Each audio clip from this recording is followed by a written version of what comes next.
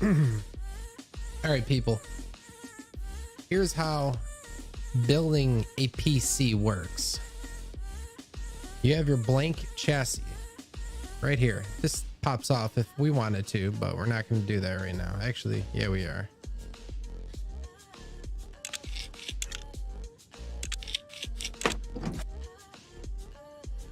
So the chassis comes off, right? Then, since the chassis pops off, first you start with your motherboard. Since that one's broken, we're gonna sell it. Tells you exactly what it is. It's a Skylake 1151. You got to make sure the chip fits, so you always want to search, make sure it's an 1151. What up, Edie Chapo? What's good, my dude?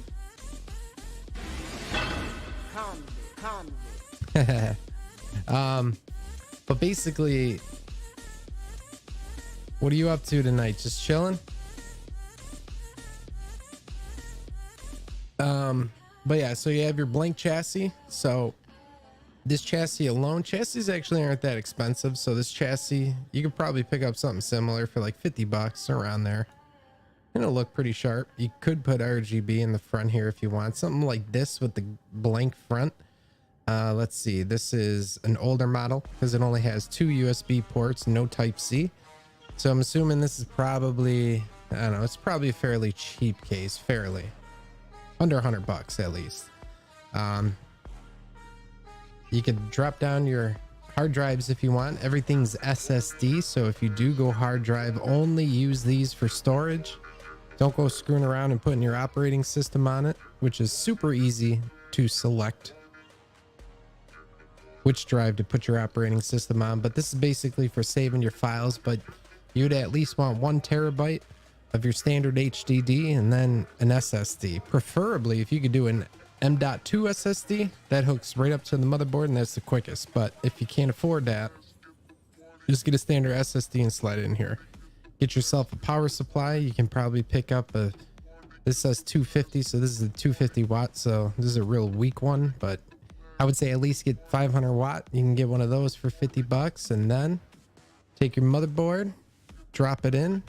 Like I said with the motherboard, you want to make sure the processor is going to match what your motherboard at least. So you get a Skylake, and then remember that it's a DDR4 because that's the RAM we're going to get. So the main things you got to look at are what socket it has, the RAM type, because you're going to be buying RAM, and then the size, because you want to make sure this motherboard fits into the chassis that you're putting your PC case. So this is standard ATX.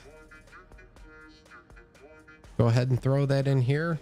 First, what you see here, we're installing the standoffs, because if you put the motherboard directly against the metal, that is not good.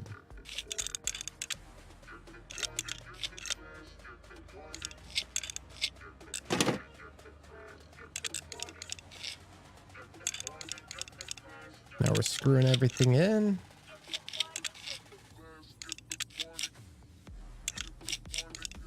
Boom, step 1 done. Got our motherboard in. You would also, there's a IO cover they call it. You pop that in first before you do the motherboard in this blank spot. Then once you do that, you install the motherboard. You lift your little CPU shield up here. Then you make sure you buy the LGA 1151 CPU processor. Obviously right here, 1151, it's an i5 6400. Go ahead and drop that bad boy here. If you look closely, I don't know, I'm sure they'll have it, but there's a little arrow. You want to make sure that arrow matches the arrow that's down here. Once you do that, you're basically good. So you just lift it up. There's a little lever here. Close that. Close the lever down. It locks underneath another bolt here, and put some thermal paste on it to keep it cool. Then you can go ahead and drop down the fan. This is a heatsink to keep that processor cool. This is a stock one. It looks like it would have came with the chip. You're basically gonna hook that right up here. Secondly, you're going to install your RAM. He wanted 8 gigs.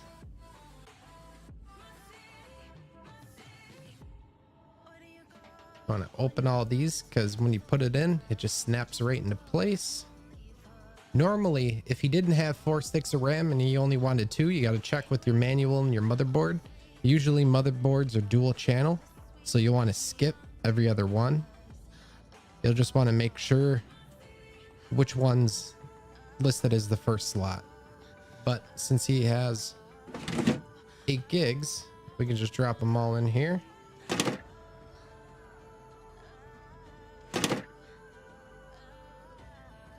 Basically a full PC build right here.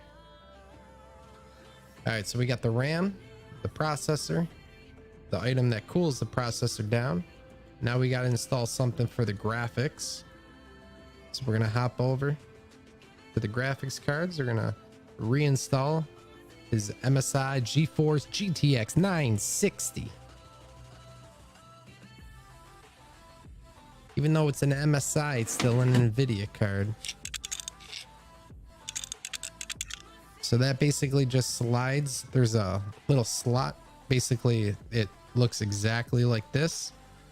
So it just slides into that slot up here. It lines up with the holes. You just screw them back in. You might have to pop off this PCI cover in order to install it if there wasn't one there before. So there we go. Now we got processor, the brain of the computer, the memory. The programs use this to run, and then something to drive the video, and we're legit good.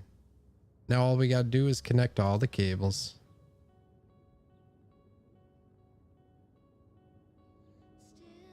Each hard drive has a power, which is SATA power, so that connects directly to the PSU, and then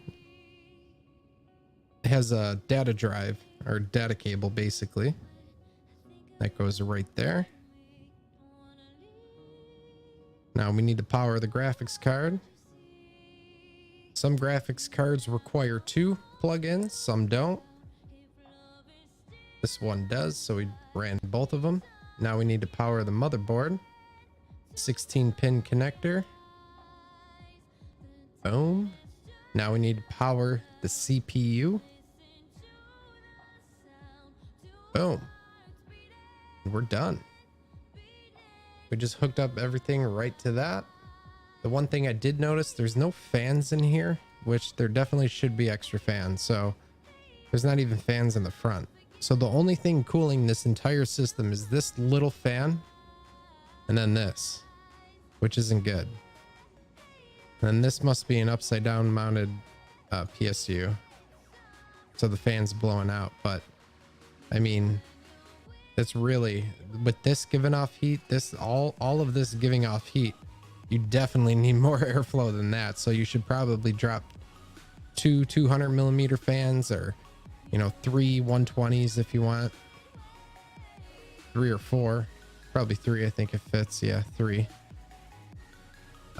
There's no airflow at top, so you couldn't do that. So you would put the 3 fans here and then 1 fan here.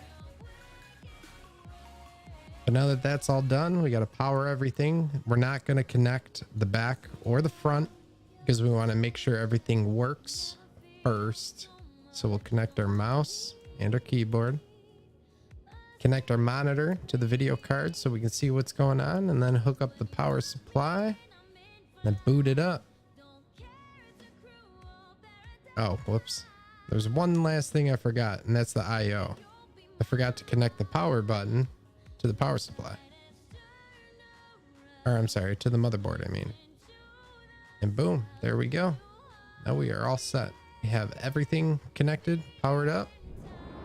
Hit the power button. As you see, no fans, so there's no airflow coming in or out of this case, which is awful.